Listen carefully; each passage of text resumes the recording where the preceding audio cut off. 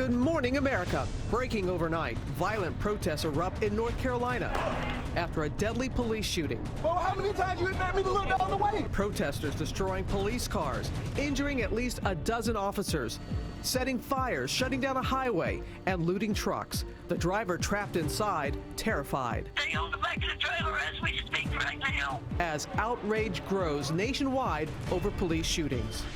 Breaking right now, massive wildfires tear through the West, torching 12,000 acres, burning through an Air Force base and delaying a rocket launch, and closing in on a highway. Now concerns growing as winds pick up in the West. Donald Trump facing new questions about his charity, accused of using more than $250,000 of donated money to settle lawsuits for his businesses and buy portraits of himself. The investigation this morning. Thank you, everybody. And a Hollywood ending. Angelina Jolie filing for divorce from Brad Pitt. After 12 years together and just 2 years married. Are you out of your mind? What is wrong with you? You're what's wrong with me. What was behind their surprising split? And who will get custody of their 6 children as the power couple parts ways? Live in Times Square, this is GMA with Robin Roberts, George Stephanopoulos, and Michael Strahan.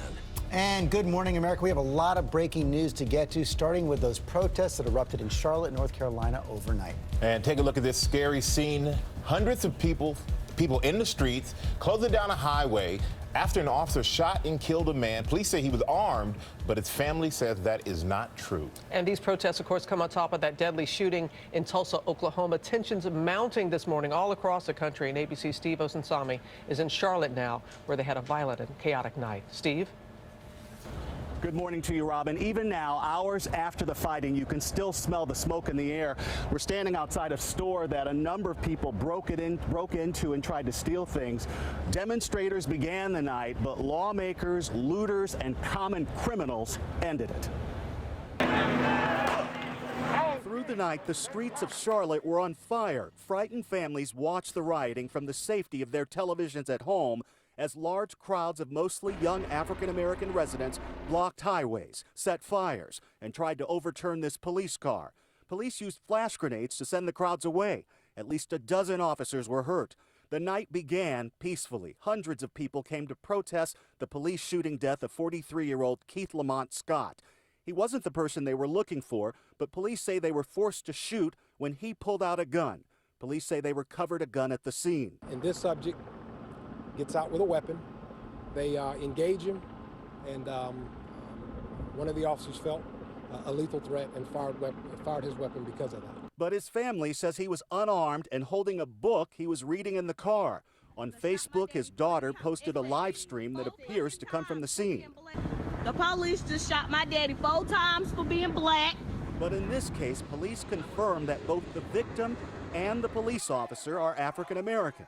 It's a much different story in Tulsa, but no less controversial. In the police shooting here, Officer Betty Shelby says Terrence Crutcher would not listen to any of her commands when the officer says she felt the man was on drugs. She's screaming at him, stop, stop, stop. He walks up to the window, faces the SUV, and then looks at her. And then his left hand goes into the car window, and that's when she fired her shot.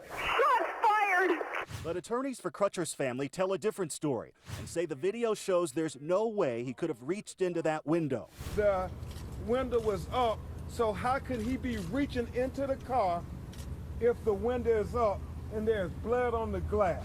Police tell ABC News that investigators found what they believe is PCP in Crutcher's car, but the tests are not complete. Crutcher's attorneys say this is another case of police demonizing the victim and justifying the shooting of an unarmed man. Authorities are promising a thorough investigation into the shooting. The black police chief here and the mayor are asking for calm. Robin? All right, Steve, thank you. We're going to bring in ABC's senior justice correspondent Pierre Thomas with more on this. And Pierre, this seems like an especially dangerous moment in time. Have you ever seen tensions this high? Good morning, Robin. It is. The rioting in Charlotte comes at a tinderbox moment. We have dramatic killings of African-American men caught on tape. Remember that case in Minnesota with the woman describing her boyfriend being shot to death on Facebook Live. Also, the Baton Rouge police killing of a black man. And just days before the Charlotte shooting, that chilling video of the man in Tulsa shot after holding his hands in the air unarmed. Although no one is condoning violence, these videos have left many in the African American community concerned, fearful, and quite frankly, angry. NFL quarterback Colin Kaepernick and the debates he sparked shows that this is now part of the national dialogue. It also comes at a time when violent crime is rising in some communities and when the number of police killed in shootouts is up dramatically. So many officers are concerned for their own safety and believe that the Black Lives Matter issue is overblown, Robin. And Pierre, if the police didn't have body cams in Charlotte, how does this affect the investigation? It makes it much more complicated. You need the body cams because the days are over when many in the African American community will simply accept the position of police, and that's why I expect to see the Justice Department to come here and investigate, because they are now the referee in these cases. Yes, they are. All right, Pierre, thanks very much. And so much will depend on whether or not they can actually determine whether the victim was armed. Sure. We'll find that out. We're going to move on to the race for the White House now. And with 48 days to the final votes, Donald Trump under fire over his foundation. Washington Post reporting that Trump used more than $250,000 in donations to settle personal business lawsuits. ABC's Tom Yamas is on the trail with Trump in Raleigh, North Carolina. Good morning, Tom. George, good morning to you. This is exactly the type of story that has knocked Trump off message in the past. Trump has said he's donated more than $100 million to charity, but he's never provided any proof. This morning, there is proof he donated a lot of money to charities for questionable reasons, and a lot of that money wasn't out of his pocket. Donald Trump is always pointing the finger at systems he calls corrupt and rigged. But now, it's Trump's foundation being accused of shady deals. The Washington Post finding several instances where Trump allegedly used foundation money to settle lawsuits and for personal gain, a charity violation known as self-dealing. In one case, Trump racked up a $120,000 fine at his Mar-a-Lago resort for a flagpole nearly twice the size allowed in town. He settled by agreeing to donate $100,000 to a veterans charity. The problem? ABC News has learned the check came from the Donald Trump Foundation, not Trump himself. Let's make very clear to the viewers, a veterans charity received $100,000 because of that, and I'm sure that they benefited from it. Just last night, Trump bragged about a tactic he uses in his businesses called OPM, Other People's Money. A way he can spend without using his money in some cases. I do that all the time in business, called other people's money. There's nothing like doing things with other people's money. But did Trump do the same thing with his foundation? The billionaire candidate is accused of buying art with the foundation money. In 2014, allegedly spending $10,000 of the foundation's cash on this portrait of himself, seen here on TripAdvisor's website. The foundation's tax returns show the last time he made a personal contribution was 8 years ago. The Post reports since then, he spent $12,000 of the foundation's money at a charity auction to buy a helmet signed by Tim Tebow. One candidate's family foundation has saved countless lives around the world. The other candidate's foundation took money other people gave to his charity and then bought a 6-foot-tall painting of himself. Now, the Trump campaign says that everything has been reported to the IRS, and this report is a, quote, distraction from the corrupt Clinton campaign. We should mention the New York Attorney General is investigating the Trump Foundation right now for a donation it made to a group supporting Florida's Attorney General Pam Bondi for $25,000. At the time Bondi was considering investigating Trump University, she never did. Bondi says she would never exchange favors for donations. George? Okay, Tom, thanks very much. Let's talk about this now with our political analyst, Matthew Dennis. So, Matthew, now you have this New York Attorney General investigating the Trump Foundations amid these allegations. Trump University in court in California and possibly in New York as well. At what point do these charges start to really weigh Trump down? I think they're already going to have an impact. I think it's exceedingly problematic for Donald Trump and his campaign. They've been making an argument for 2 months or 3 months against the Clintons on their foundation. Now it's almost as if Al Capone is accusing Bonnie and Clyde of being crooked. And you're in a position where you can't do that anymore. So I think it's already beginning to undercut them. Meantime, this comes up just before this first debate Monday night. The stakes could not be higher. You're going to have more than 90 million people, maybe more than 100 million people watching 90 minutes, just the two of them on stage with the moderator. And both you and I have helped prep presidential candidates for debates like this. I think in this case, with that kind of an audience, both of them would have the same strategy if possible. Be as positive as you can.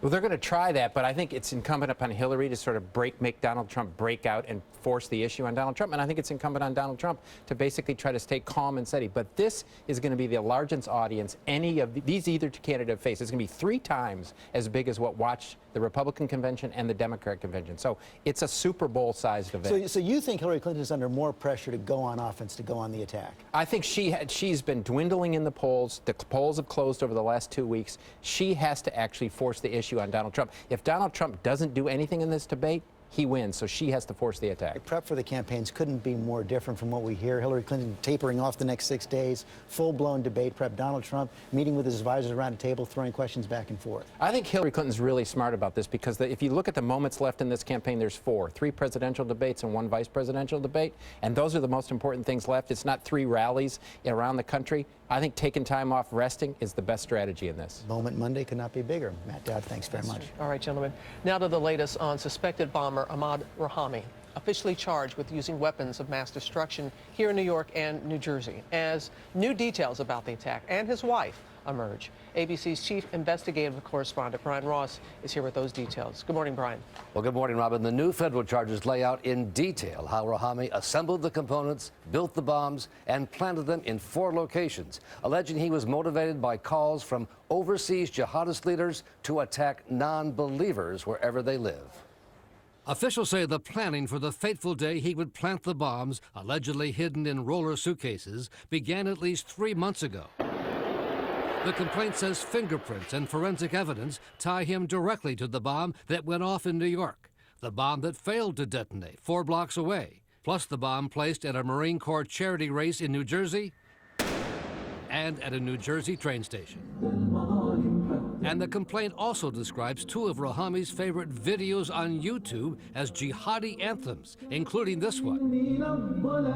The charges come the day after Rahami's father told reporters he had warned the FBI 2 years ago that his son had developed connections to terrorists. Called the FBI 2 years ago. And what did you tell them? I told them you got a connection with this guy.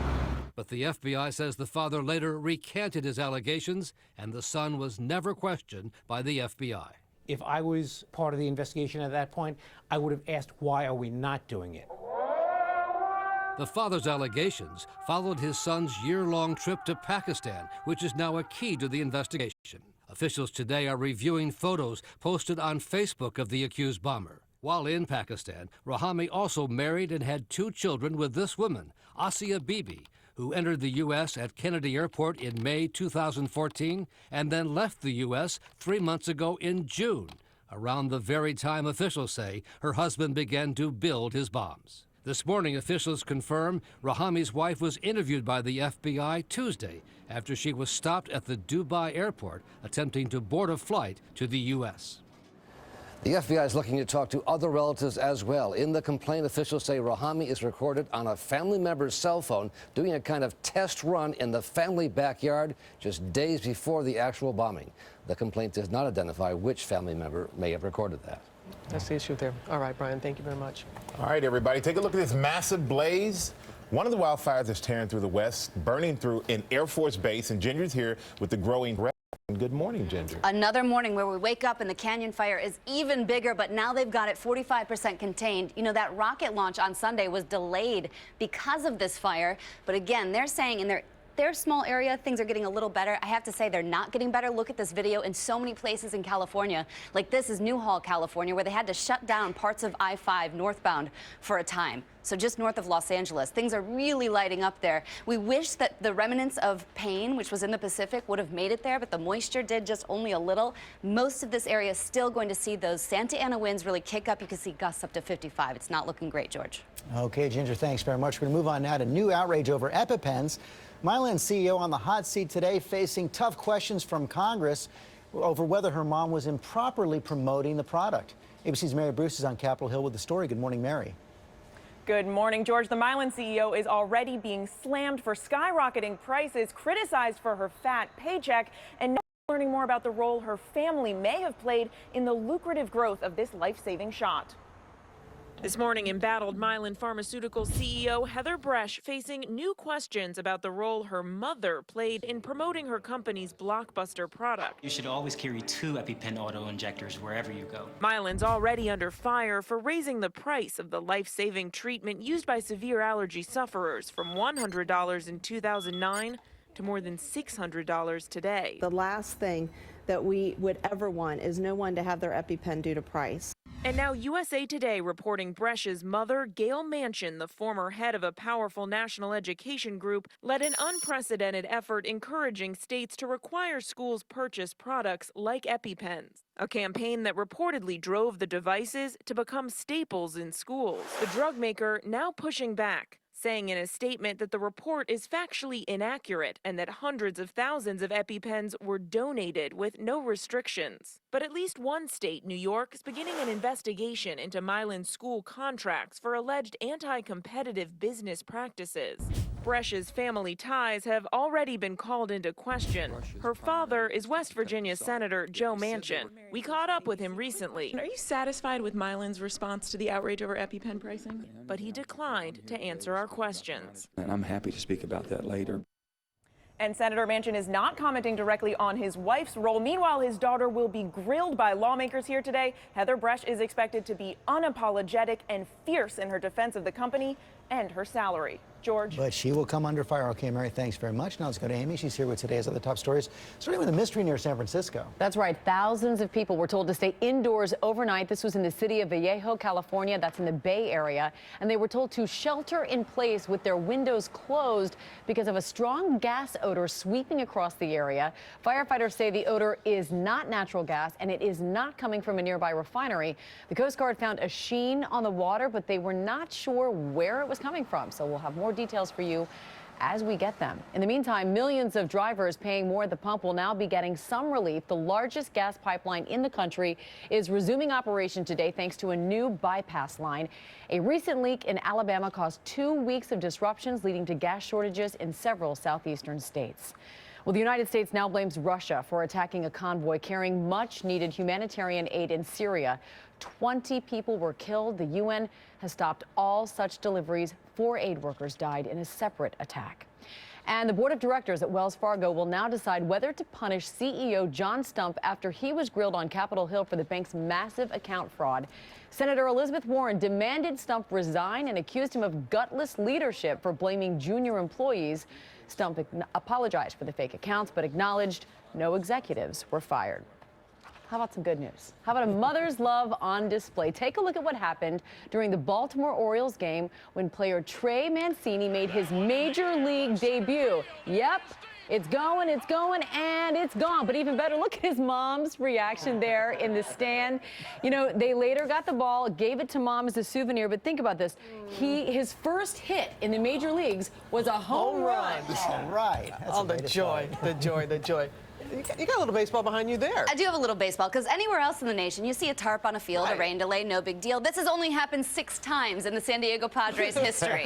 So the Diamondbacks were playing them. We thought this was funny. Hey, Padres, what is that on your field? Because people from Arizona and San Diego say, we're not used to that. Yeah, more rain on the way there from that pain, and more rain right here in parts of the nation. Wisconsin back to Minneapolis could see some flooding rains. Your local weather in 30 seconds. First, though, the rainy cities brought to you by Edward Jones. Hey, Dad. Hey, sweetie. How was your first week? It's long. It'll get better. I'm at the Edward Jones office, like Sue suggested. Thanks for doing this, Dad. So I thought it might be time to talk about a financial strategy. You mean pay him back? Knowing your future is about more than just you. So let's start talking about your long-term goals. Multiplied by 13,000 financial advisors. It's a big deal, and it's how Edward Jones makes sense of investing. Well, once again, today will be kind of like a summer day with high humidity possibility, well, south and east of the area, southern Maryland, where there will be, I think, a light passing shower. Minimal impacts, though, here. A lot of clouds, though. It's north and west of D.C., where we'll have more sunshine. Today's high 83 degrees after some morning fog. Then over the next couple of days, 85, 86, with the exception of Sunday. Sunday into early part of next week, finally a stretch of 70s. It's going to feel a lot like fall around here. I'm going to do more sports. Forecasting. Twins and Tigers tonight? Watch out. That rain on the way. I had to ask, though. I thought it was the Minneapolis Twins. It's the Minnesota Twins. Just so you know. Close enough. Close enough. I'm Close learning. enough. Yes, you are, Jen. Coming up inside the surprising